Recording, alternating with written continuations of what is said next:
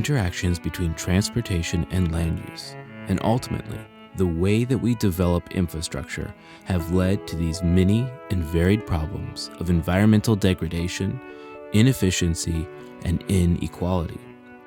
The most visible problem with widespread, low-density land uses, the one that most commonly is cited by policymakers and most commonly noticed by travelers, is traffic congestion. Historically, the way that we've tried to address this was by building more roads or expanding the capacity of existing infrastructure.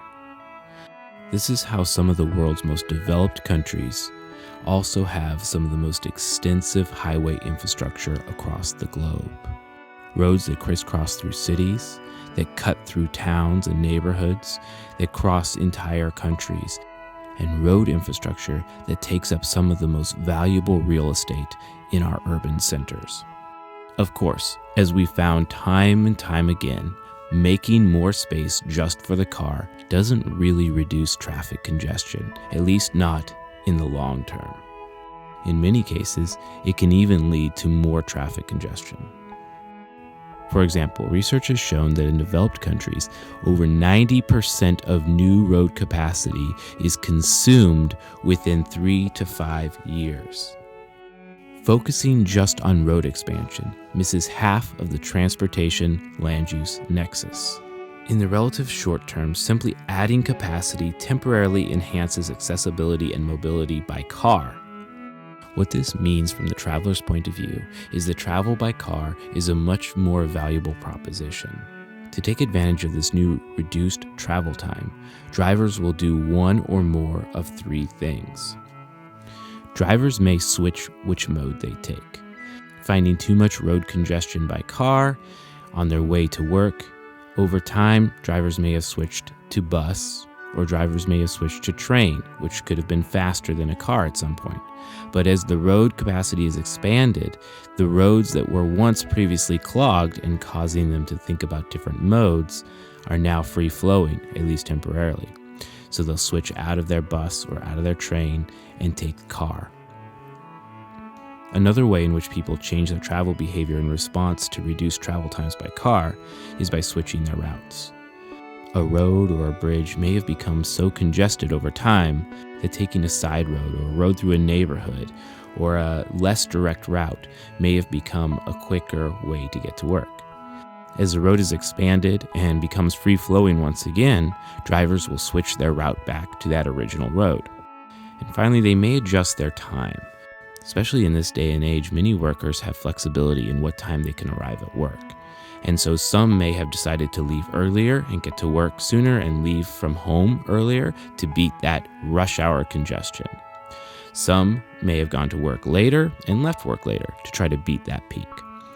We know that commuting patterns work on peaks, that roads can be fairly free-flowing during the day, but during the morning rush hour and the evening rush hour, the traffic volume spikes and travel speeds reduce, causing congestion.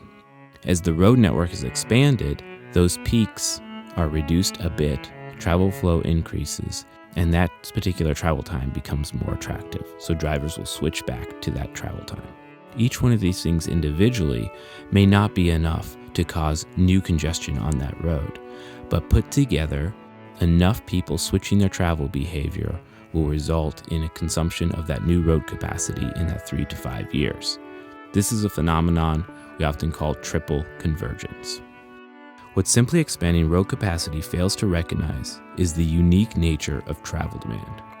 The demand for travel is called derived demand because rarely do people decide to drive simply for the perceived pleasure of driving itself. Unlike walking, running, biking, etc., there's very little recreational value associated with driving. Sure, some people enjoy simply driving their car. Maybe they have a classic car, maybe they got a new car, but the majority of people who are on the road are driving for a purpose. People travel because they want to go somewhere. They have a trip purpose. They may be going to work, they may be going to the grocery store or a movie or to visit friends, but their intent is to go somewhere. The demand for travel associated with these trips is derived from the demand to participate in some activity. So, To address the issues associated with unsustainable travel demand, we have two important planning tools. We can address the underlying activity system, that is, the arrangement of land uses, so that when a trip is demanded, it can be completed in a way that does not require a motorized vehicle. And in the cases where a vehicle really is needed, we can plan for the infrastructure that will support public transit, and we can work to make sure that those transit vehicles are more sustainable. These ideas are encapsulated in the ASSI model. The ASSI model proposes three things: avoid, shift, and improve. First, we should plan in a way that avoids unnecessary travel and emissions, bringing things closer together, more tightly integrated, and providing public transportation options allows people to use modes that are not single occupancy vehicle trips. We need to shift to more sustainable modes, so make it possible for individuals to walk to their location, to shift from their car to their bike, to shift from car to walking, to shift from car to public transportation if necessary. And finally, where a motorized trip is necessary, or a public transportation trip is necessary, make sure that the technology that underlies those modes is more sustainable using alternative fuels or electricity. Recognizing the growing issues associated with driving, planners began to formulate ways in which they could reverse or at least reduce these trends through programs that incorporated land use, transportation, and infrastructure into a more comprehensive planning framework. These are programs that recognize the derived nature of travel and included concepts from the ASSI model. Some examples from around the world include Copenhagen's Finger Plan, the Netherlands' ABC location policy, and more generally new urbanism, later smart growth movements, and now what we generally refer to as transit-oriented development. Let's briefly review a few of these concepts. The Netherlands' ABC firm location policy was developed in the late 1980s with the idea that businesses should be located in the right place. It tackles the idea of trip generation and transport mode right up front in the model. It tries to target the way in which land uses are developed, moving the location of businesses that attract lots of workers and visitors closer to the origin or the living quarters of those that frequent those businesses. The general concepts here are to discourage the use of private cars, making things more accessible by walking, biking, and public transportation. And to do that, they promoted the use of public transportation by developing the necessary infrastructure to make it possible to take a trip by public transit, to build the infrastructure necessary to feel safe cycling and have great environments for walking.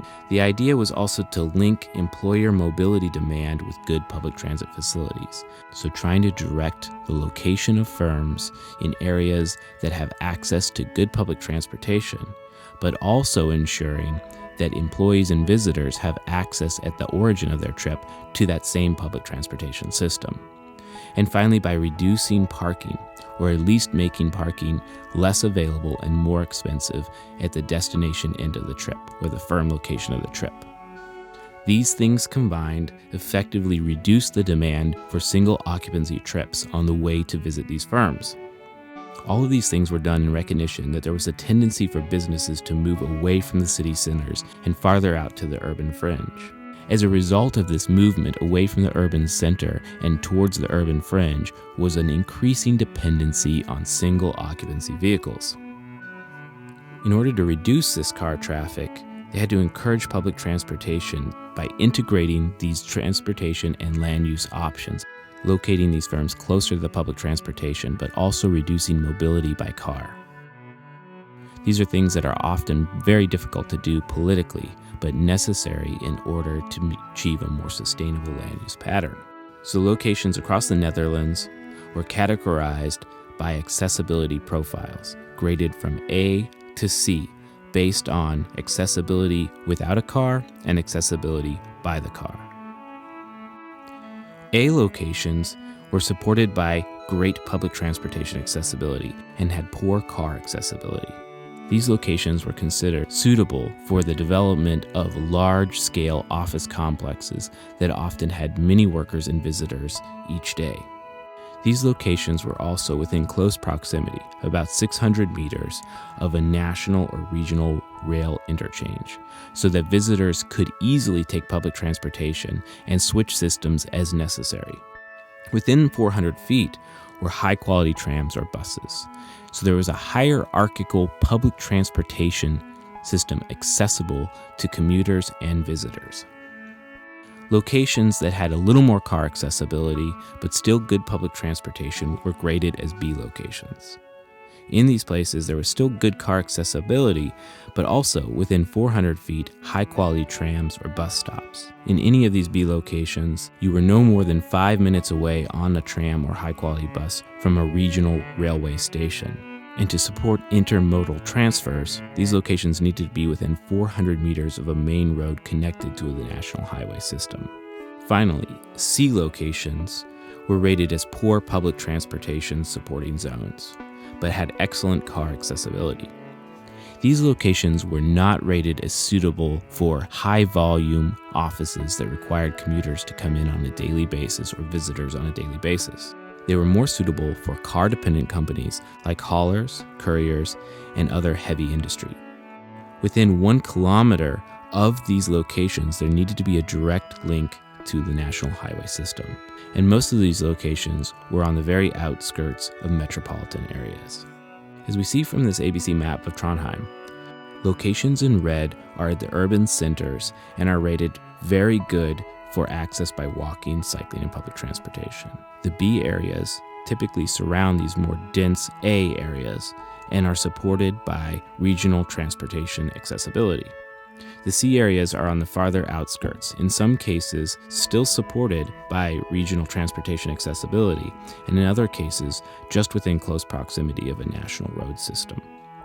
Using these maps of accessibility, specific plans could be made to direct firms to these locations, to densify residential locations for accessibility to these areas, and to more comprehensively plan for regional accessibility without the use of individual vehicles, and where necessary, to support them along major roadway infrastructure in order to avoid the continued outward expansion of the urban area.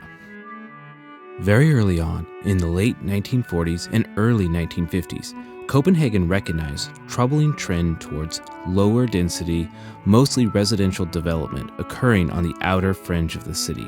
Recognizing the unique nature of travel demand and what spatially segregated residential development would mean for travel and the feasibility of public transportation, planners devised a plan to redirect future growth. In what became known as the Finger Plan, they identified 5 linear corridors where they wanted growth to occur. They also identified green wedges where they would protect open space, watersheds, and other ecologically important space.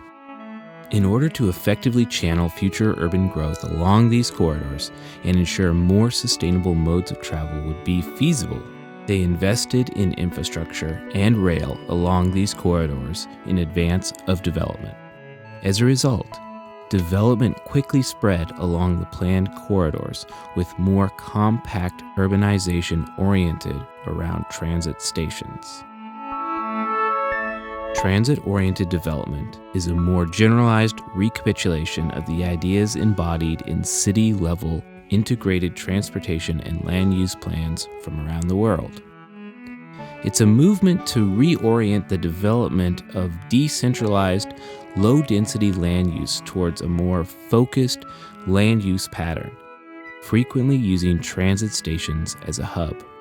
The idea is not to build around transit specifically, but to develop neighborhoods that provide a healthy mix of land uses, offer a sense of community, allow residents to move around using non-motorized modes, and to access a wider variety of opportunities using easily accessible and frequent public transportation when necessary.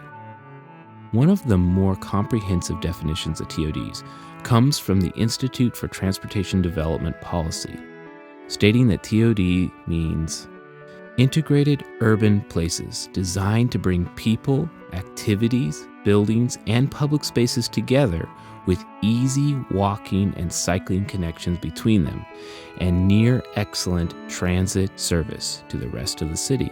Clearly, that definition restates some of the most important components of a TOD.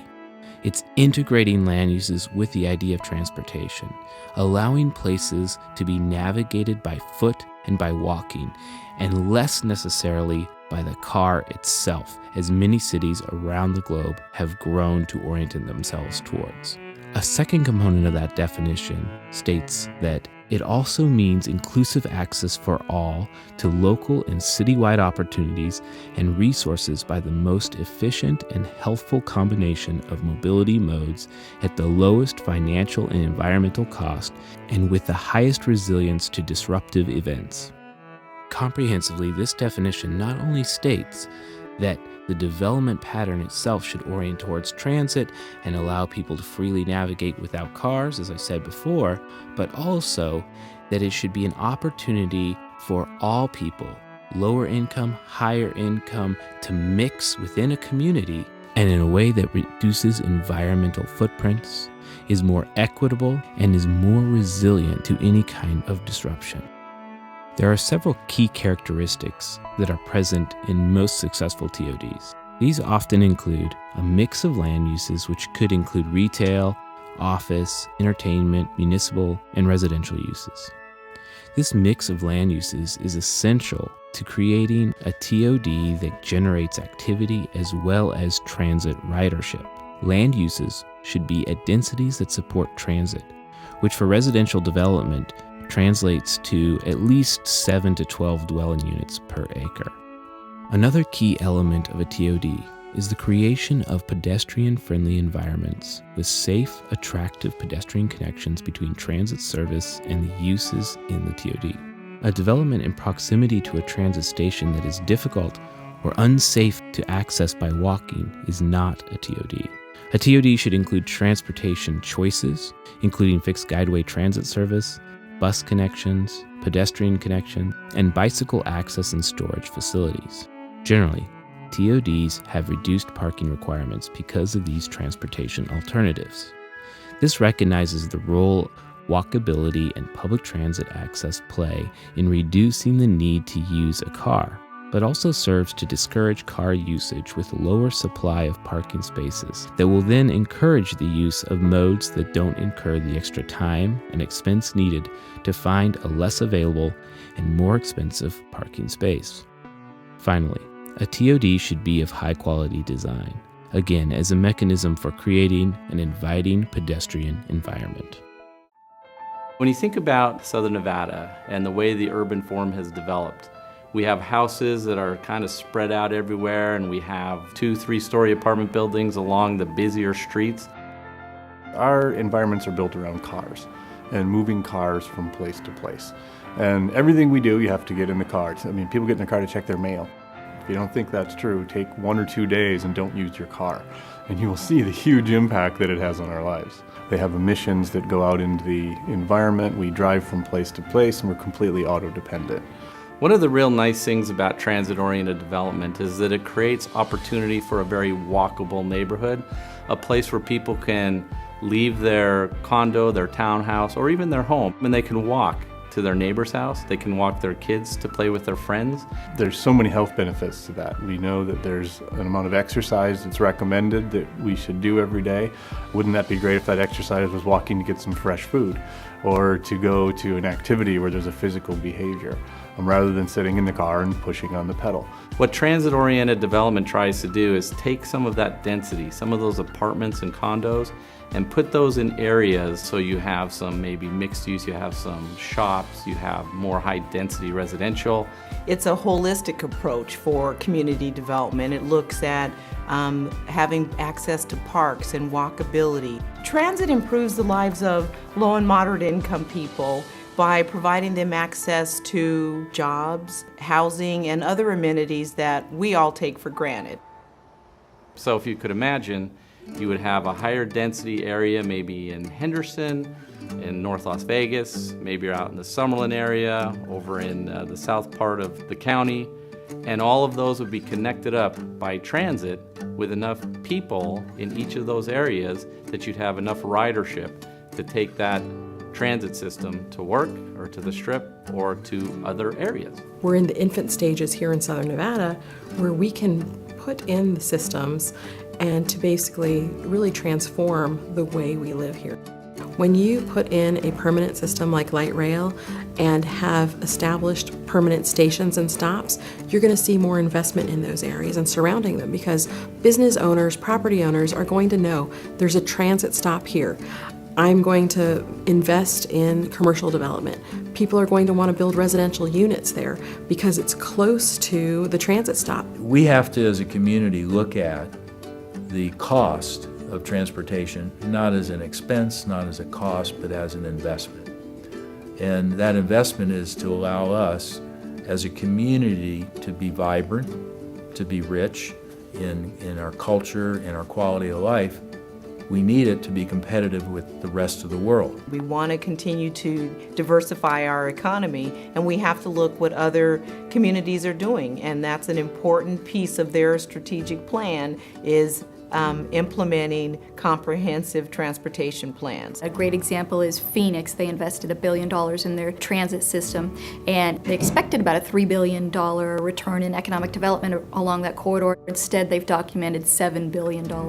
So certainly, it can be a boon to your economy. Transit is one of the few investments the public sector can make that not only stimulates the economy, but directly improves the lives of low-income residents without being a direct subsidy. Investing in transit connects people to their destinations, such as work, school, and the grocery store, all while reducing costs for already struggling families. We ultimately want to create a better community and a more vibrant community, and part of that means having quality housing connected to transportation that connects you to your employment centers too. By growing transit-oriented development, it'll have a very positive impact on our economy.